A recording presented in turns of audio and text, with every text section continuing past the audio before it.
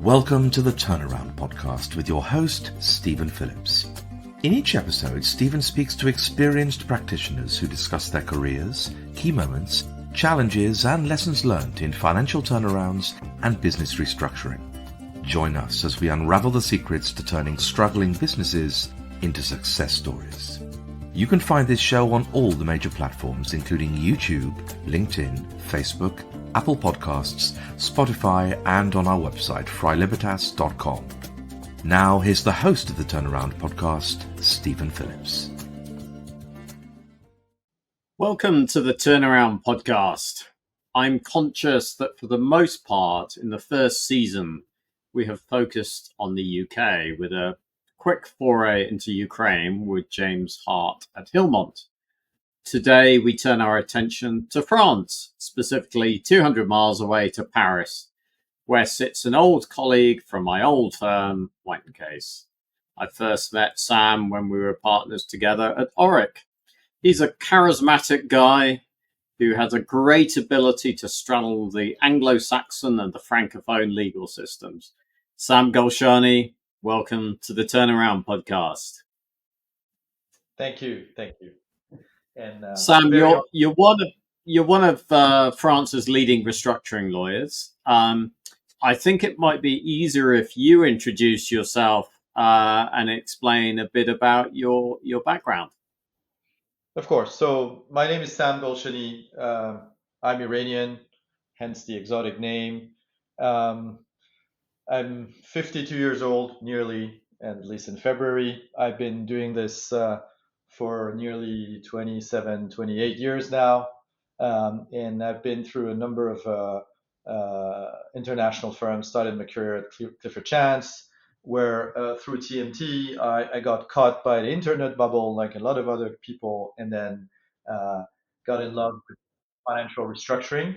And as of that 2001, 2002, I was lucky to be involved in nearly all of the major French restructuring through both the infamous old regime of French restructuring with the term out, the 10 years and all that stuff, and also with this new regime, which has completely changed the landscape. We'll come back to that during the show, which has completely changed the landscape. So, and I think as you've said, one of the things I've always tried to do in this last 20 years or so is to make sure that I take the exotic angle out of the French restructuring practice, and to show to financial investors that you can invest in France. There is foreseeability. You can understand the system. It's transparent, and there's nothing magic about France, as there's nothing magic about the UK or the US or anywhere else. Right.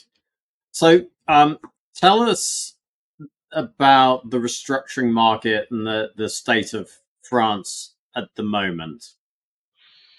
I think if I take a step back, France has been, I think, frankly, one of the only EU markets that has had a life of its own in restructuring. If you look at the past 20 years, in the sense that, to the best of my knowledge, only 2 or 3 companies in the last 20 years, French companies, went through a scheme, as opposed to all the other jurisdictions whereby all the large financial restructuring went through schemes, or even to kind of dual or parallel process. So France has always been kind of this this village of resistance under its own legal regime, but for good reasons, frankly, because one of the large restructuring I was involved when I was a very young partner was Eurotunnel, and Eurotunnel showed that you were able, under a French regime, to do a very large, sophisticated financial restructuring with various instruments under different laws, and an international treaty between France and the UK, all the political influence, etc., etc. And so I think that was the showcase of, yes, you can do very large, sophisticated deals in France. You would obviously you're going to do it differently than in the UK, but you can do them. And I think because of that, we've had this unique situation where very large restructurings in the French market have been done only with the use of French regime, and sometimes with Chapter 15 recognition, for which now we've got a sufficient case law in the US, which makes it a very easy way to make sure that the decisions are enforceable in the US. And from the UK, we had the automatic recognition of decisions until Brexit. Post Brexit, I think it's going to be a bit more interesting. But as you know, there's been some discussions about potentially having a treaty between France, between the EU and the UK, to make it a bit more enforceable and a more foreseeable in terms of recognition of decisions. But I think that's one of the, I'd say, the unique feature of the French market, which is it has a regime that has, as I've said, Yeah. substantially changed since October 2021. But even before that, it had a regime that operated on its own separately from the scheme in the UK. Yeah, it's interesting you refer to Eurotunnel because I was acting on that, and we thought, oh, it'll probably go down the sort of the UK route, and then there was basically a shareholder revolt, and it was very entertaining. They basically fired the entire board and put a bunch of Frenchmen on, and it basically just went very French, Yeah, which was, through a you know, safeguard. That was the first time, we were using the old version of the safeguard. I was acting for tier two and tier three yeah, holders. A core of hedge funds that have remained friends because we kind of fought in the trenches yeah, back in the old days, and um, and we were able. And it was interesting because we were testing a completely new regime, which was the French safeguard, in yeah. probably one of the most sophisticated and complex restructuring of the past 25 years, and we were able to succeed, and frankly, Mm. Eurotunnel is doing well now. Yeah. So let's get into the details of the tools you use. So you referred to Subguard. Maybe can you sort of just articulate a little bit about how Subguard rules works, and are there other? I'm sure there are other sort of tools as well in the toolkit. So the toolbox we have, and everything has changed since October 2001, where France implemented the EU directive. Yeah, So I'm just going to focus on the new regime. Uh, but regarding the old regime, we had uh, this ability to term out creditors without their consent at the request of the company only up to a period of 10 years. And that uh, automatic term out or unilateral term out was perceived, rightly in my opinion, by foreign investors as making of France a very, very company, but even more shareholder friendly regime. yeah, So that tenure has disappeared, with the exception of very small companies. The other thing we had in France prior to October 2021 is that the shareholders were not considered as creditors, and therefore they had a veto right on any sort of transaction, yeah, which forced us in all of our public company restructuring. Eurotunnel is one, Smoby was another one, Valourec, Orco. I mean, a number of these large public company restructuring, Solocal, you had to Belvedere, you had to go and kind of give a pound of flesh to the yeah, shareholders to get their consent as part of a shareholder meeting in order to approve the equitization and all the various bits and pieces of the restructuring agreement that affected the shareholders. And so, in average, in a French context, we're giving between 5-7% on the low end, up to 15% on the top end of yeah, value post restructuring to shareholders that were completely out of the money. And and it was it was a tough thing to swallow for international investors, but they knew that this was part of the game. And so since So October, I'd like to stop you there just for a sec, because actually there's a very parallel thing that was the same thing in the UK. We had a scheme, but we weren't able to use that scheme to sort of cram down the equity. We would just sort of focus on a particular creditor group. And I guess this is really part of the European sort of insolvency sort of exactly. regulation that sort of came down that sort of said, look, we need a holistic restructuring solution, which is what I think you're referring to in 2021 that came in. Is that right? Yeah, since October 2021, and I was Yeah. unfortunate enough to act for senior creditors, international investors in Comexposium, who was the kind of the last French restructuring where we got termed out for 10 years by the company and its sponsor, Predica. But since Yeah. October 2021, shareholders are the most junior class of creditors Mm-hmm. on the balance sheet, and therefore they are forced to be convened as a class of creditor, and they will have to vote on the safeguard plan, which is presented by the company. And the way safeguard works is that prior to opening safeguard, which is a public process that bounds the creditors, but it's public.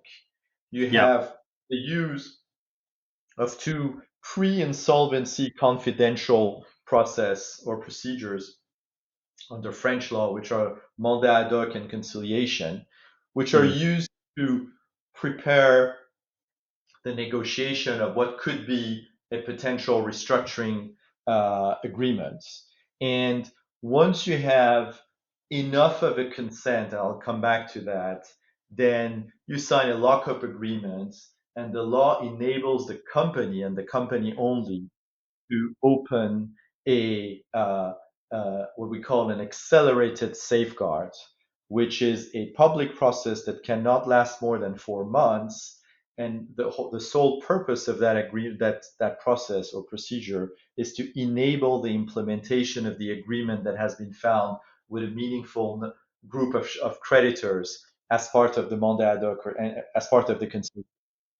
And how you can move from getting a deal done with a group of creditors into implementing it uh, and enforce it against all the creditors, that's the purpose of the accelerated safeguard. And Mm-hmm. in order to achieve that, either you have a vote of 2/3 of all the class of creditors, including the most junior class who are the shareholders, or alternatively, and subject to making sure that you comply with the best interest test, which is you're better off with this plan than in a liquidation process. And two, that there is to more junior class of creditors until such time the more senior class of creditors are covered.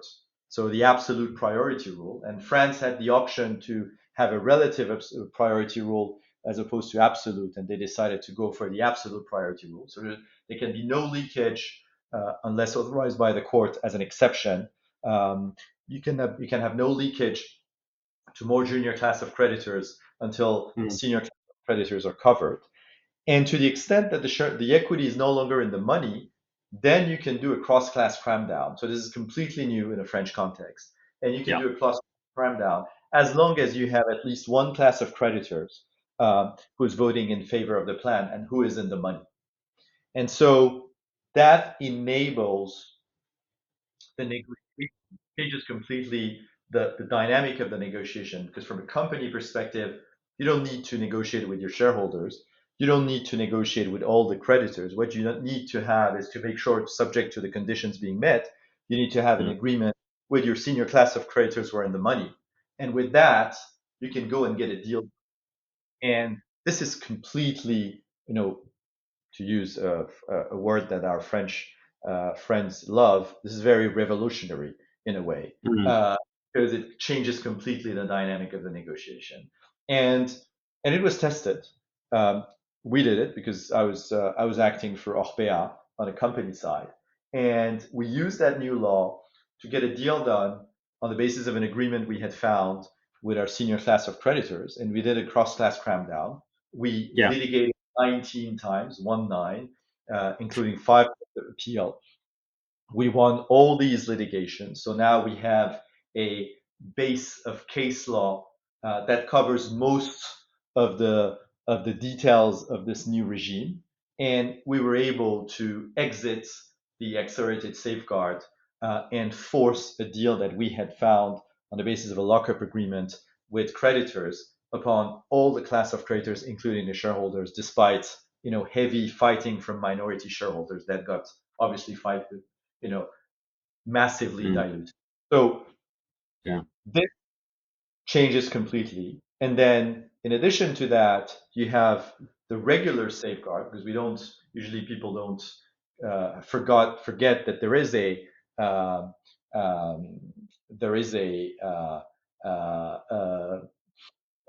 the regular safeguard itself. The regular safeguard is a 12-month period. You go into a regular safeguard just because you have financial difficulties, and since Cœur Défense case law, it's very easy to demonstrate financial difficulties, and you've got 12 months to find a solution with your creditors, and for 12 months you've got to stay, including against your trade creditors. But now, as we don't have the term out anymore, at the end of those 12 months periods, if you have not found an agreement with a senior class of creditor that enables a plan to get implemented, including through a cross-class cram down, you have to file for insolvency. And once you file for insolvency, then any class of creditor can put a plan, and you can vote, and so the creditors regain the initiative to do a cross-class cram down and force the company. So there is a strong incentive for the management in a regular safeguard to find a deal with their creditors, because otherwise, once they'll file for bankruptcy, the creditors will take the keys, put their plan on the table, and do a cross-class cram down. And so that has moved the French system from being a very shareholder-friendly and company-friendly regime into a regime which is senior creditor-friendly and gives the ability for the debtor to run the initial part of the negotiation, but with a strong incentive that if they fail, the creditors will take control. And one last thing, we've added, in addition to all these changes, a proper DIP financing regime.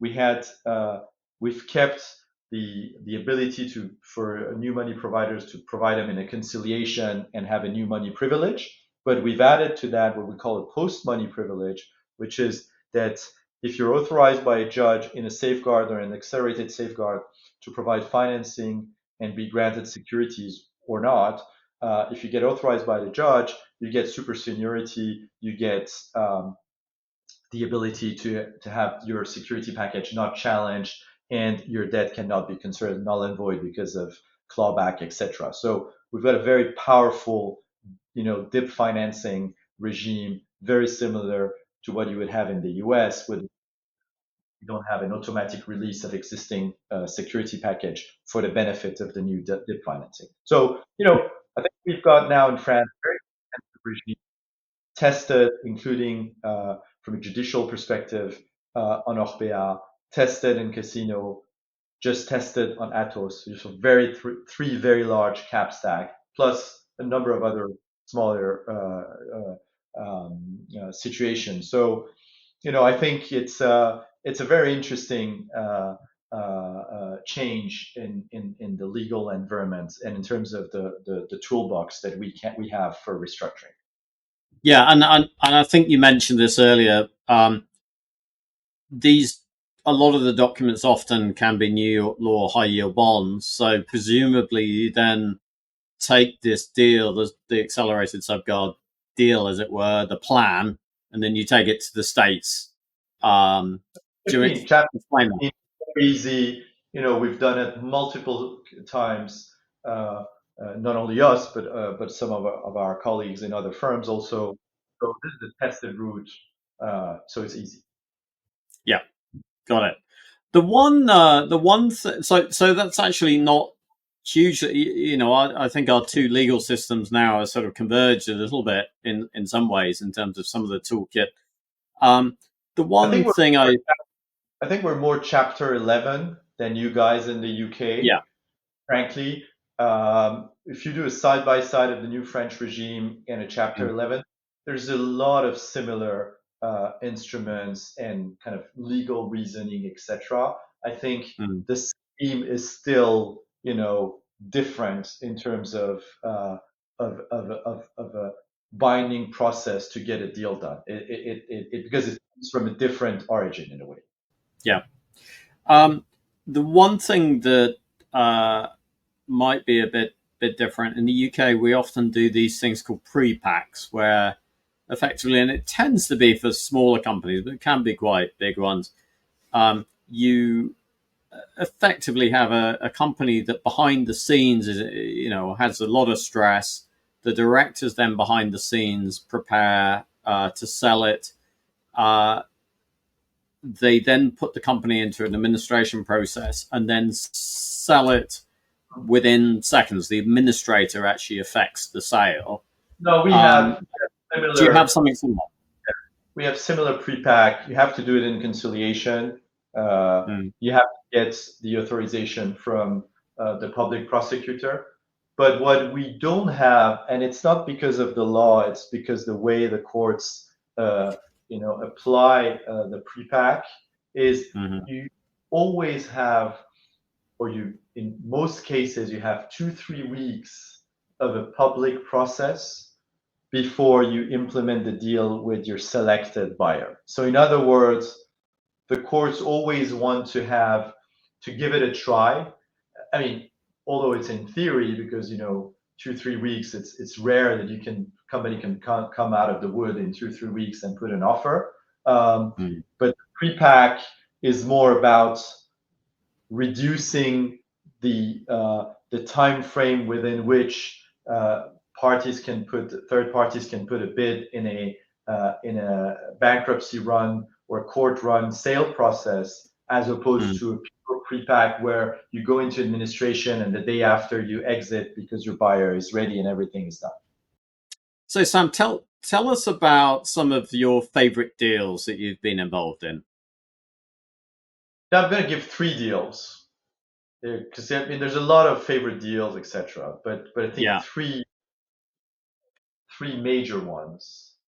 One is Eurotunnel because you know your first deal as a young partner, doing participating meaningfully in one of the largest European restructuring, testing a new regime with all the complexities of Eurotunnel. yeah, By definition, it's one of those experiences, and so I had a lot of fun.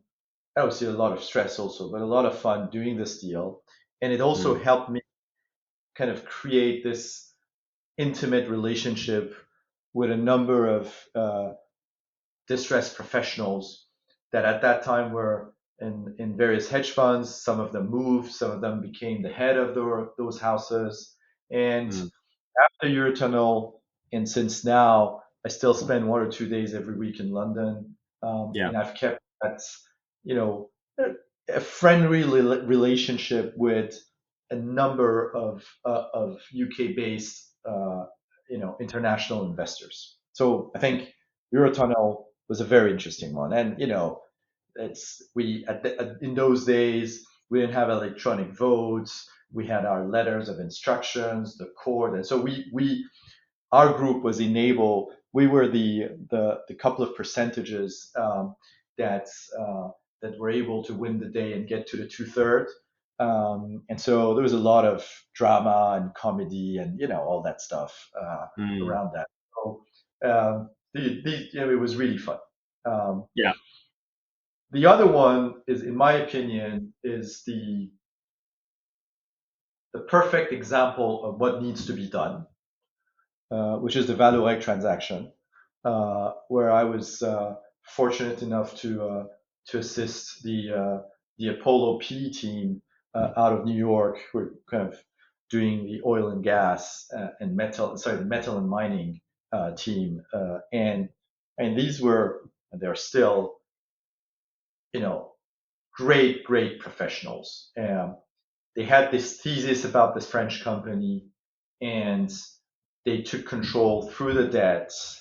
We had a tough discussion with the company and the other creditors, because that was under the former regime, able to bring in shareholders in after giving them some value, being able to keep French banks around, and you know how difficult this is to provide banking services post restructuring, being able to put a government in place with the French state, having getting a good working relationship with SVP, who was the second largest creditor, and then and I think that then is the most important thing, and then do the job, uh, because these guys had their P hats on, and so sitting on the board and helping the company do the turnaround, um, which led to a huge success in terms of value creation, not only for SVP and Apollo, but for the company itself and for its management and for its Mm. shareholders and employees. Yeah. Able for after to sell it to ArcelorMittal, and I think this is really the the way financial restructuring should be run. You have a thesis before you invest in the debt instrument. You do the negotiation, and you can be tough, but you're reasonable, because ultimately what you want to have a company that has banking relationship, has proper governance, and is able to operate day one. And three, most importantly, the day the first day post restructuring, you just don't forget that and do the other deal. You do the actual turnaround and support the management and the company through the cycle, and then exit at the right time. And I think this was a huge success. I learned a lot. With the Apollo guys were really great, and it was one of those transactions where sometimes you get the perfect storm, but sometimes you Mm. get the perfect. And then the third one, obviously, Dorpea, because we tested a complete new law, a cross-class cram down in a French context, all that with commercial courts who had no clue on how this new law should be implemented, and with the help of the French CIRI, this body of the Ministry of Economy, who is helping companies to go through financial restructuring, and with a great team of financial advisors, friends at Rothschild and Perella. Mm. We just basically were pioneering this new law through one of the largest restructuring that the French market ever had. So you don't pick the one you're going to use to test the law, but we just did it with the most complicated one, with Yeah.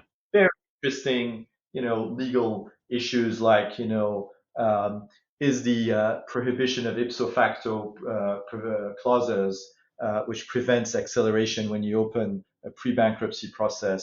Would that apply to other countries? We have obtained decisions to have that. All the litigations coming from minority shareholders, from activists, etc. And we help the law in a way. We help the rule of law, which for me is very important, because when we did the Mm. casino restructuring, which is a very large restructuring afterwards, we had zero litigation. And when we did the Atos restructuring, at least until a moment of the deal for us, because we were acting for one of the investors who just decided after being able to do the deal to not do it.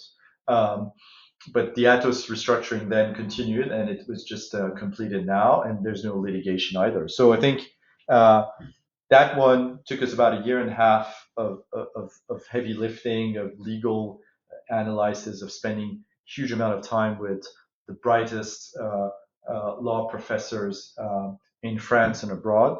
Mm. Us have a comprehensive tool for restructuring in the French market. So I think that this was also very interesting. So I mean, Yeah. I have a lot of others, but these are three. If I had to pick three, I would pick those. Great. And I guess the question I started with, I'm not sure if we got to it, which was just what is the restructuring market like at the moment? Well, I think we've got a good legal toolbox, so that's one. Mm. Then two, if you look at the macro in Europe, it doesn't look good, frankly. Mm. Public deficit is at the highest.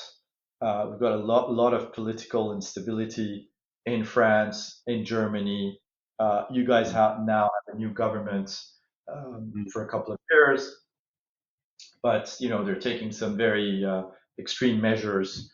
Uh, Funnily enough, they're taking very kind of European measures Yes. post Brexit. So it makes it interesting. So, Irony. but that's the irony of politics. Um, Mm.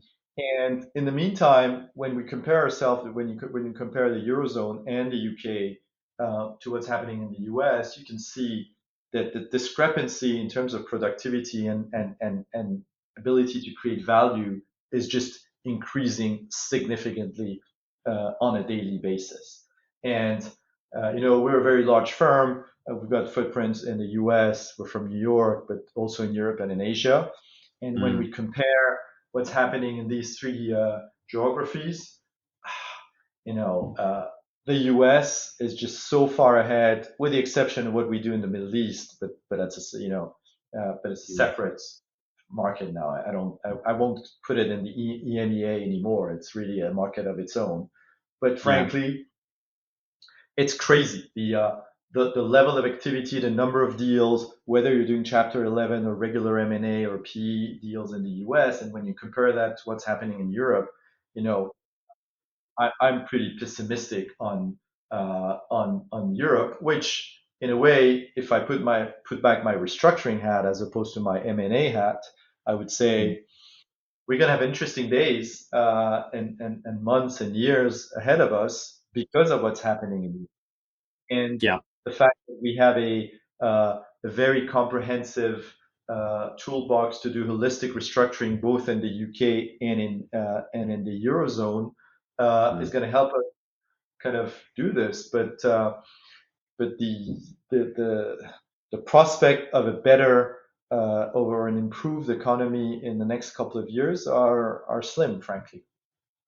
Yes. Yes. Yeah. And it's funny that you kind of picked up on how the UK is sort of beginning to go towards sort of French employment law and things like that, which is greatly ironic. Have you And seen much frankly, of it?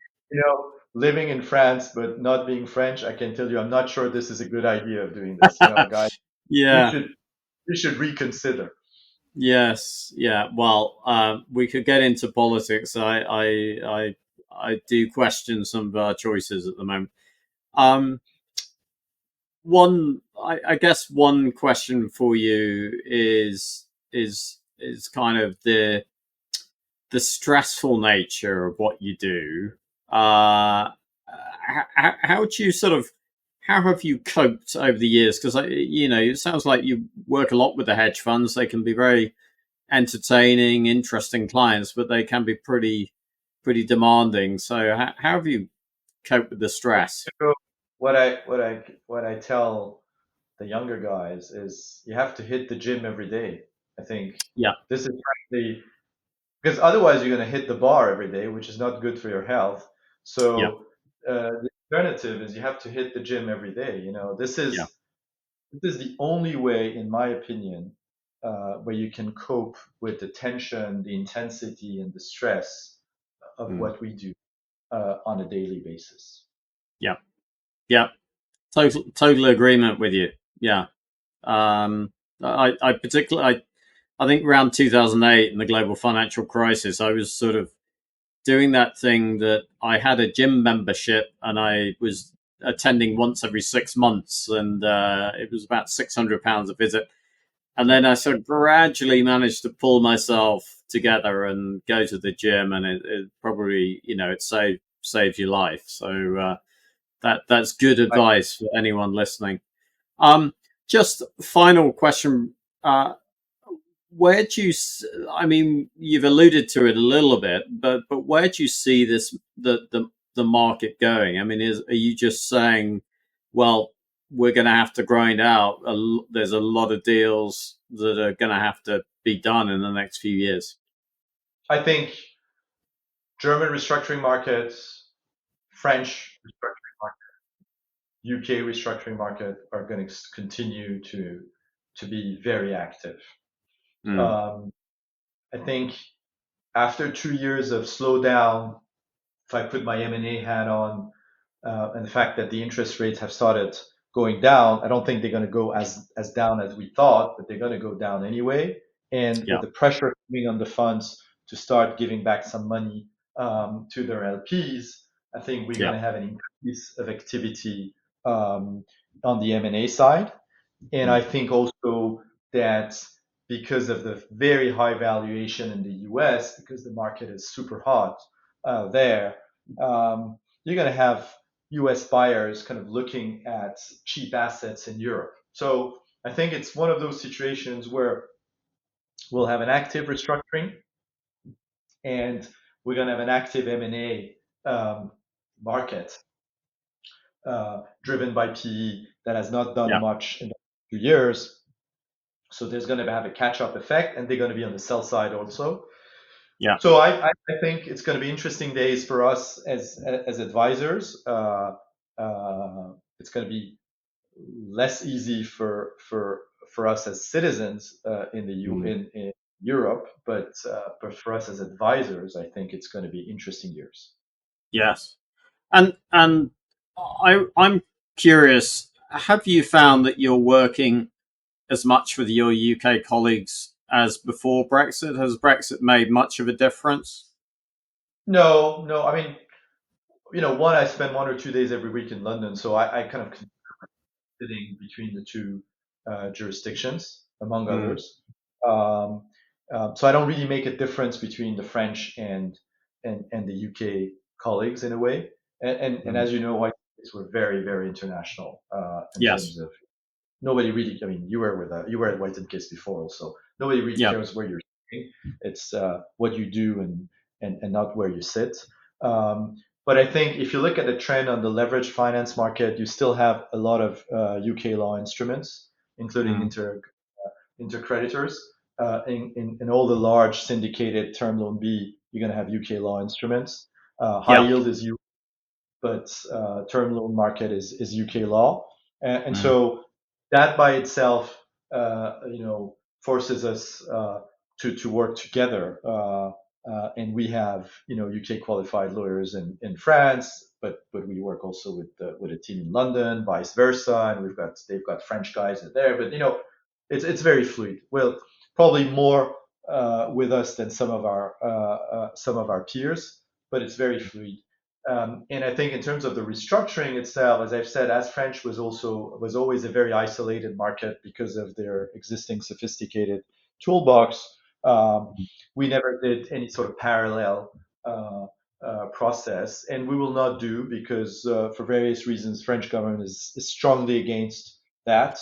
And as the Syrie is involved in any sort of large restructuring one way or another, this is just the way we're going to do deals in France. Yeah, great. Look, Sam, I've really appreciated taking a few moments with you. It's been great. Hopefully, some of the audience will reach out to you, and certainly, I'd love some feedback from I the can audience. give them tips on gym at least. Yeah, I mean the gym thing, I think is it's so important. We were talking before about the fact that you do a bit of boxing. Well, I'm a retired boxer now, but I won a belt and the white collar events in London. So I did a couple of fights there. So yeah, I didn't realize you'd come to London. Yeah, of course, because in France, after 39 years old, you can't compete. You can only do what we call light assault, which is that you cannot intend to knock out your opponent. So it's not that's fun. And so after 39 years old, the only way you can do proper amateur fights is to go to the UK. So I've got a UK license. in addition to my French license. And so I've done a couple of fights in London, Wow. and I've now because my last game when I won the title and the belt was against a guy, very good guy, who was 30 years, 3-0 younger than me. So he had the same age as my eldest son.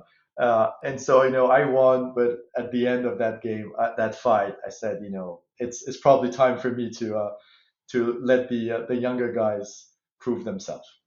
Fantastic. Well, look, thanks very much. You've retired from boxing, but not from restructuring. So Not yet. Not yet. good luck. Thank you very much, Sam. Thank you. You've been tuning in to the Turnaround podcast with your host, Stephen Phillips. You can find this show on all the major platforms, including YouTube, LinkedIn, Facebook, Apple Podcasts, Spotify, and on our website, freilibertas.com. Thank you for your positive reviews, comments, questions, and for sharing this show with others.